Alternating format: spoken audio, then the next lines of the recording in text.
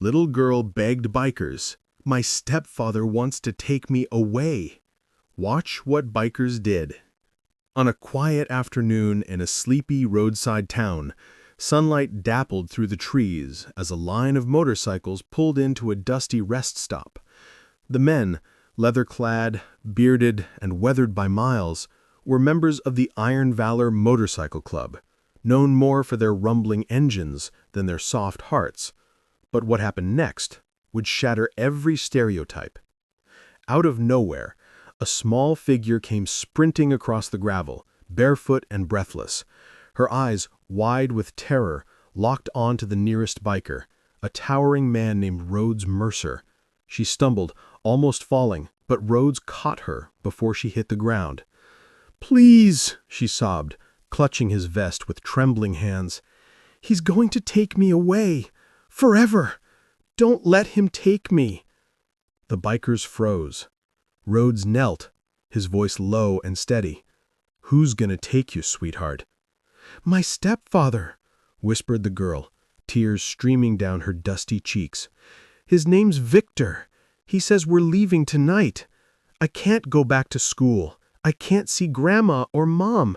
He says no one will ever find us." The men exchanged glances. They'd seen cruelty before, but never from a child's lips.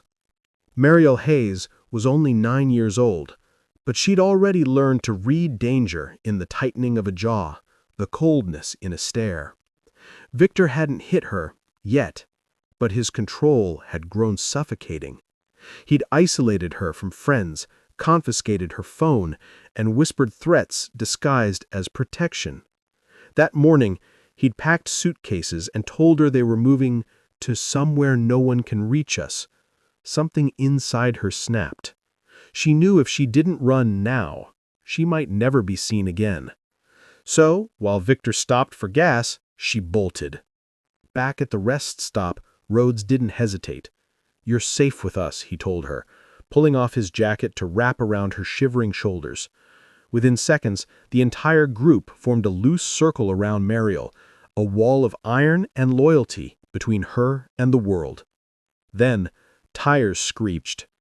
A black SUV roared into the lot, skidding to a halt just yards away. Victor stormed out, his face twisted with fury. "Mariel, get in the car now!" She shrank back, shaking her head violently. "No, I don't want to go with you!" Victor's eyes darted to the bikers. "You stay out of this. She's my stepdaughter. This is a family matter." Rhodes stood slowly, his presence radiating calm authority. "Funny," he said, voice like gravel. "She doesn't look like she wants to go anywhere with you." "I'll call the police," Victor sneered, pulling out his phone, but his hand trembled. "Go ahead," Rhodes replied. "We already did." Within minutes, sirens wailed in the distance. Officers arrived, questioning Mariel gently, while the bikers stood guard, their silence louder than any threat. Multiple witnesses, truckers, diner staff, even a passing school teacher, corroborated Mariel's account. Victor had been erratic, aggressive, and obsessed with disappearing with the girl. Under pressure, Victor's story crumbled. He claimed it was a misunderstanding, that he was just protecting her from a toxic environment. But when police checked his phone, they found messages planning a one-way trip to a remote border town with a fake ID for Mariel. He was arrested on the spot for child endangerment, attempted custodial interference, and evidence of emotional abuse.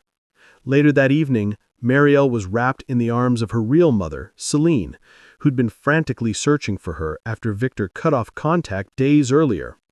Social services confirmed Celine had full custody. Victor had manipulated and lied to gain temporary guardianship under false pretenses. Before they left, Mariel turned to Rhodes, her eyes still red but no longer afraid. "Thank you," she whispered. "You saved me." Rhodes knelt again, brushing a stray tear from her cheek. "No, sweetheart. You saved yourself. You were brave enough to run. You were brave enough to speak up. That's real courage." As the sun dipped below the horizon, The Iron Valor riders mounted their bikes, engines humming like a lullaby of protection. They didn't see themselves as heroes, but to Mariel, they were giants in leather who stood between her and the dark. This is a reminder. Heroes don't always wear capes. Sometimes they wear bandanas, ride motorcycles, and listen when a child whispers, "Help me." If this story touched your heart, please like, share, and subscribe to ACA Story Tales for more real-life tales of courage, compassion, and unexpected miracles. Comment below. What would you have done in that moment? Would you have stepped in? Stay kind, stay brave, and never underestimate the power of one voice speaking up, especially if it's a child's. Thanks for watching.